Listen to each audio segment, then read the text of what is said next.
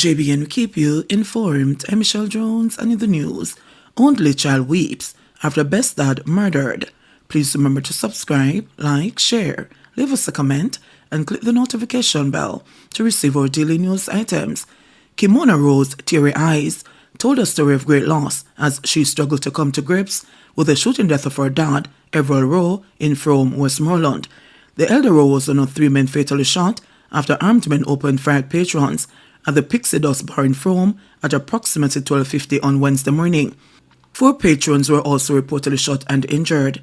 The other deceased men have been identified as Skemar Smith, otherwise called Beanie Bud, of Savlamar, and Andre MacDonald of a Gully Banks address in Savlamar, both in Westmoreland. According to the Westmoreland police, 2 men armed with handguns alighted from a Toyota Axle motor car and opened fire on the group, resulting in the patrons fleeing in different directions.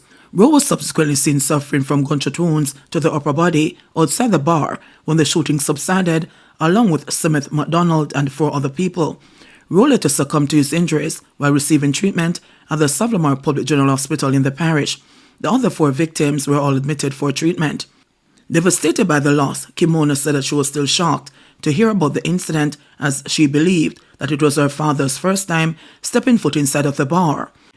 She explained that while her 55-year-old dad operated a small shop across the street from the establishment, he did not have a reason to visit the bar. They said that somebody called him and he went across the road and went into the bar to buy something. "You have never been over there before," Kimona said as she fought back tears. A somber mood filled the streets of Rome yesterday as residents sat on the sidewalks whispering among themselves. Rowe was described as a good man who knew nothing about badness by a man who only identified himself as a deceased man's nephew. The grieving daughter speculated that her father was simply a victim of being at the wrong place at the wrong time, and though a friend attempted to save his life, it was too late. Them said that them come for 2 persons and he was standing close by. However, them say a friend was pulling him through a side door, but somebody was outside thinking that it was one of the guys who went for, so them shoot the both of them, Kimona explained.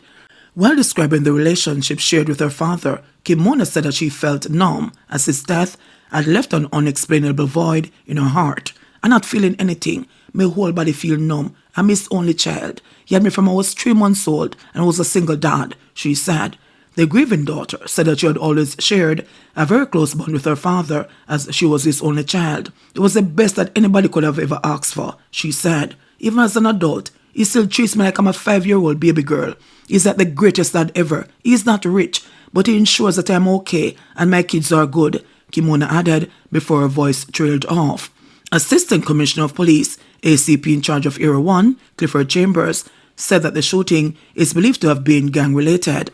He said that both Smith and MacDonald were the intended targets. "What we have verified is that 2 persons of the 3 killed were persons of interest who were members of a violent street gang operating in Westmoreland.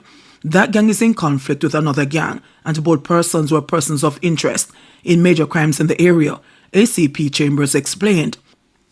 The Assistant Commissioner further noted that one of the deceased men had been charged with murder and had been recently released on conditional bail. That murder charge is a man who was a part of the other gang, said ACP Chambers. At the same time, the Assistant Commissioner shared that the 4 injured patrons were admitted to hospital. The 4 other persons are still in hospital, 2 in critical but stable condition, and the others are under observation as we speak, said Chambers yesterday evening. Meanwhile, the ACP said that investigators assigned to the Westmoreland Police Division are already making headway in the investigation of yesterday's shooting. However, he urged that citizens also play their part by providing leads to the police. The investigators combed the scene and they were able to obtain forensic evidence, and statements were also collected. As it is now, there are some persons of interest that the investigators are looking out for, said ACP Chambers. "We would like to also appeal that anyone who has information contacting the police that they trust and have confidence in," said the Area 1 head. JBNN will keep you informed. Please remember to subscribe, like, share, leave us a comment, and click the notification bell to receive our daily news items.